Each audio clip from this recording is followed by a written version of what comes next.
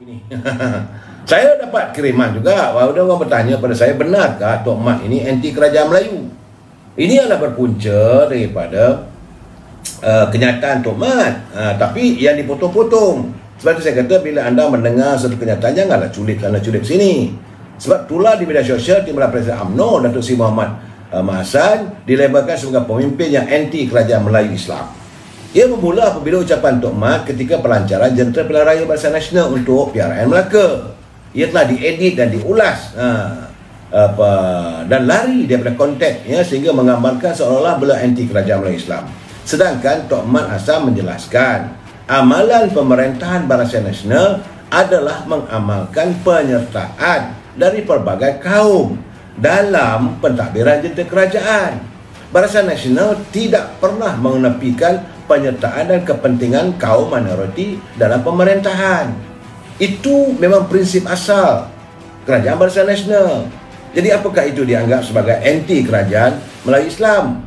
Jadi kalau nak menuduh Tok Mat begitu, kita merasakan amat keterlaluan lah. Sebenarnya siapakah orang yang merosakkan muafakat bilang bangsa yang subur dalam muafakat nasional? Watak utama yang ingin melihat kehancuran muafakat nasional adalah PBM, kerana mereka takut. Jadi dalam keadaan sekarang ini mereka mengadun pelbagai cerita. Dan hari ini saya dengar pula katanya Tun Mahathir nak bertanding lagi. Alamak, Sudah-sudahlah Tun. Dia kata apa? Dia nak bertanding lagi dalam PRU 15. Bagi saya ini semua retorik politik lah. Tak ada lain. Kerana mengikut yang saya dapat, bekas Perdana Menteri Dr. Mahathir Mohamad berkata beliau mungkin kembali bertanding dalam PRU 15 walaupun ia mungkin menjadi pilihan terakhir, the last choice. Kerana ini adalah hasil daripada wawancara beliau dengan media sosial Vice News yang terdapat dalam YouTube. Sebab dia kata konon macam dululah, dia kata ramai penyokong, pengikutnya mau dia melakukannya walaupun sudah dia sendiri tak nak bertanding, tapi orang ramai suruh saya bertanding lagi. Ini saya sudahlah Tun. Lebih baik tenangkan fikiran bersama keluarga. Dah. Saya kadang-kadang bersimpati sebab bila beliau diserang, memang kita tak nafikan beliau ada jasanya pada negara kita sebagai Perdana Menteri. Tapi kerana tindakan seorang juga akan mengungkit apa yang you lakukan, apa yang Tun lakukan, hingga berterabu, bercempera bangsa kita hari ini. Jadi atas tindakan politik yang Tun lakukan, sudahlah. Biarlah kami yang ada ini menjahit semula segala yang koyak, segala yang rosak ini. Biarlah generasi hari ini. Tak payahlah Tun. Lebih baik Tun duduk berehat bersama cucu menghadapi hari-hari yang mendatang.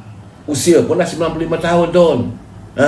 Saya sebagai anak lebih muda daripada Tun, saya haraplah supaya jangan kacau lah politik ni. Tak ada mendatang faedah pun, dan akhirnya makin lama makin dibenci. Apakah bukan budaya Melayu untuk memaki hamun, mencerca negarawan kita, tapi Tun memaksa kami melakukan itu. Kalau Tun masih lagi nak bercakap soal politik, yang sudah tu sudahlah. Whatever mistake mungkin kita boleh maafkan. Cukuplah, berilah kesempatan pada pimpinan hari ini untuk memperbetulkan segala ketempangan yang berlaku kesan daripada tindakan Tun dalam pilihan raya yang ke-14 dulu. Cukuplah. Sebab itu saya katakan, kalau boleh dalam usaha begini, wujudkanlah perdamaian dengan Datuk Seri Najib. Ini tak habis-habis lagi, masih lagi macam ada dendam yang tak sudah. Janganlah bawa dendam itu sehingga ke kubur. Itu tak baik.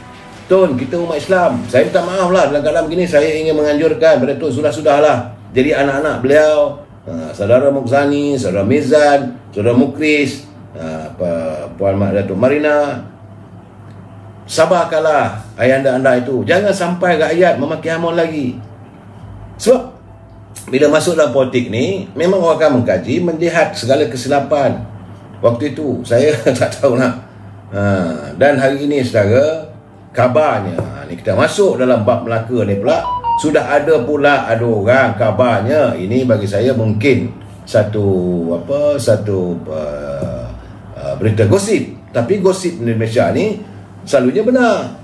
Kerana katanya sudah ada pihak-pihak tertentu dari parti-parti tertentu sedang menunggu siapakah calon-calon yang akan dipilih oleh parti untuk bertanding untuk mereka hampiri dan menawarkan katanya sampai 5 juta ringgit supaya mereka tidak bertanding, tidak meneruskan untuk bertanding.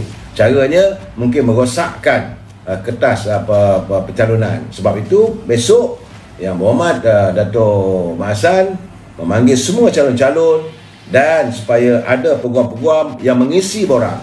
Jadi tak payah lagi calon-calon yang akan bertanding itu mengisi sendiri. Jadi peguam yang dipanggil oleh UMNO Malaysia supaya mereka tidak melakukan kesilapan. Sebab ramai, dan saya lihat UMNO kali ini, UMNO Barisan Nasional, macam saya kata semalam, benar-benar bersikap anak jantan.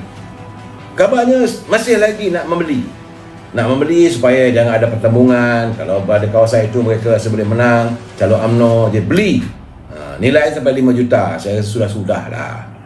Cukup dah, tak perlu dah. Sebab itu dah besok adanya aku janji antara calon-calon dengan parti UMNO supaya mereka tidak mengkhianati, tidak melakukan lompat, dan kertas pencalonan mereka juga disaring, dilihat, dikaji. Ini tindakan yang baik. Saudara Azaz blog UMNO bye-bye, tak kisahlah, tak apalah saudara, terpulanglah. Itu mengikut penilaian anda. Ya saudara, saya mengikut penilaian saya. Jadi saudara Satria Setiawan suruh Tun contohilah Pak Lah duduk diam-diam. Memang itu yang kita harapkan. Lihatlah macam Pak Lah, Tun Abdullah Badawi, dia menghabiskan usianya duduk berehat bersama keluarga. Sudah-sudahlah. Jadi Saudara Rizal Said, jangan sampai rakyat kencing pula kubur nanti. Itu keadaannya. Saya tak mahu benda ini berlaku. Sebab warga kita warga cinta damai. Saya ini pula dah itu saya kata tajuk kita malam ini, segalanya mungkin. Sebagaimana yang saya ramalkan semalam, saya sudah pun wujud di Melaka. Rasa tidak puas hati bila nama pimpinan-pimpinan di peringkat bahagian dan adun yang digugurkan dalam pilihan raya negeri Melaka kali ini. Apabila sudah tersebar senarai calon-calon, katanya dah bocor siapa nama calon yang bakal menerima watikah mereka di pilihan esok. Jadi sudah katanya, saya belum pergi ke Melaka lagi, saya dapatan saya sudah ada yang nak tutup bilik gerakan. Dah ancam-mengancam. Inilah masalahnya. Kadang-kadang saya marah ni pada pemimpin UMNO. Tak dapat. Anda dulu pernah bertanding yang didokong oleh warga UMNO. Sekarang ni berilah pula pada orang lain. Jangan rasa anda seorang saja nak menongkat langit. Ini kononnya nak tutup bilik gerakan, nak melakukan sabotaj. Saya dah pesan dah, jangan ada diulangi. Inilah kesilapan yang terdahulu. Jadi anda melakukan kesilapan, jadi apakah anda tergulung dalam pemimpin-pemimpin yang diragui oleh rakyat? Anda lah antara orang yang merosakkan imej UMNO selama ini rupanya. Dan hari ini saya rasa alhamdulillah, bila Tuan Mat panggil semua datang ke pilotisi besok, sudah tercerna, sudah mula menjelma. Baru kita tahu siapa sebenarnya parasit-parasit. Mereka ni lain tak ada. Aku tak dapat, biar agenda bumi hangus, biar parti kalah pun tak apa. Tak bolehlah begitu. Nak tutup bilik gerakan.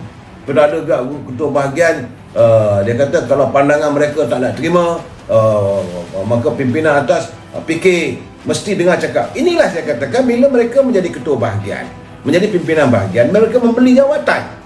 Dan hari ini mereka menagih laba.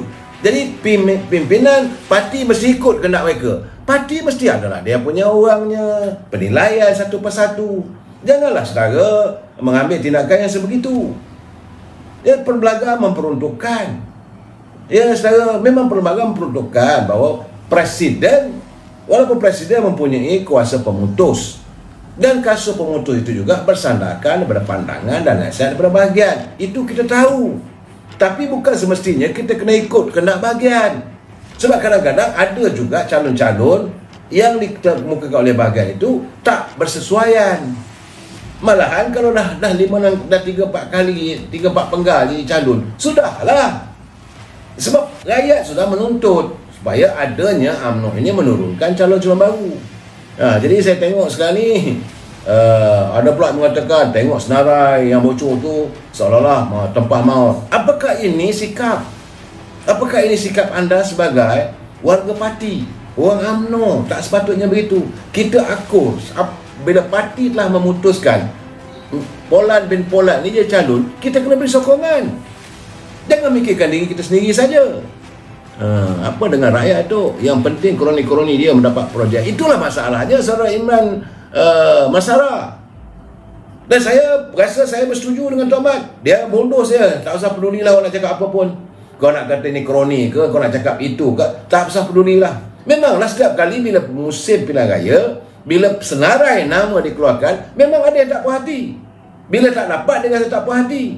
Tapi janganlah sampai merosakkan parti. Saudara, saya dapat tahu kononnya ada urutan, ada 2-3 bahagian lah. Di Melaka tu 5 bahagian aja, bukan banyak. 28 kursi. Jadi kita bertanding lebih kurang 20 kursi. 8 tu bagi pada gabungan dalam Barisan Nasional. Konon-kononnya saya dapat tahu. Konon-konon lah ceritanya. Don Rim, Don Tanjung Bidara, Don Air Limau, Don Sungai Rambai. Jadi kononnya katanya sebab bekas Adun tu dah kena main. Maka nak tinggalkan PDM itu pusat daerah mengundi. Janganlah begitu. Saya dapat tahu juga kabarnya Tabuh Naning pun berkecak. Ini kadang dari 56. Kawasan ini kawasan kita boleh menang. Jadi janganlah anda menjadi agen kepada parti pembangkang untuk merosakkan parti kita. Saudara juri you, Puak Midin dah goyang betul. Saya tahu sebab itu ada usaha untuk membeli. Kita tahu bukan kita tak tahu. Saudara Kamal ni Hanafi bin Saleh udahlah tu total 20 bulan yuk. Jadi kadang sekarang ni sudah-sudahlah. Saya merasakan biarlah rakyat memilih dan UMNO menurunkan calonnya. Kerana menurut Pak Tok Mat, ini masalahnya bila Tok Mat dah menyerahkan bahawa UMNO Melaka menampilkan 90% muka baru. Ini kehendak tuntutan ahli akar umbi, bukan kehendak ketua bahagian. Kena ingat begitu. Jangan anda nak sabotaj parti. Cukup-cukuplah.